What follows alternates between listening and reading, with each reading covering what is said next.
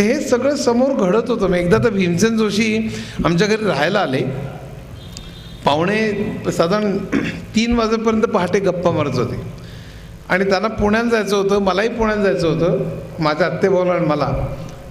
आणि पहाटे ते म्हणे मी पुण्याला चाललो. आम्ही म्हटलं आम्ही येतो. मग आम्ही दोघंही त्यांच्याबरोबर निघालो.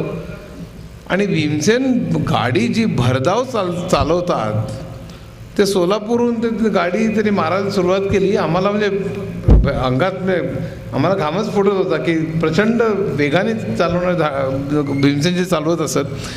जाता जाता 5ला गाडी निघाली. जाता तर वाटेत एक भजी तळत होतं दौंडच्या स्टेशनापाशी. गाडी थांबवली त्यांनी आणि चला रे मुलांना म्हणून निघाले आणि त्यांनी वाटेत भजी खायला सुरुवात केली. आम्हाला वाटलं आमचं ठीक आहे, पण भारतातला सगळा मोठा गवई, त्याच्या घशाला काय होईल, गळ्याला काय होईल, काही नाही. त्यांचं आपलं भजी खाणं चालू होतं. आम्ही खाल्ली. आम्ही बसलो.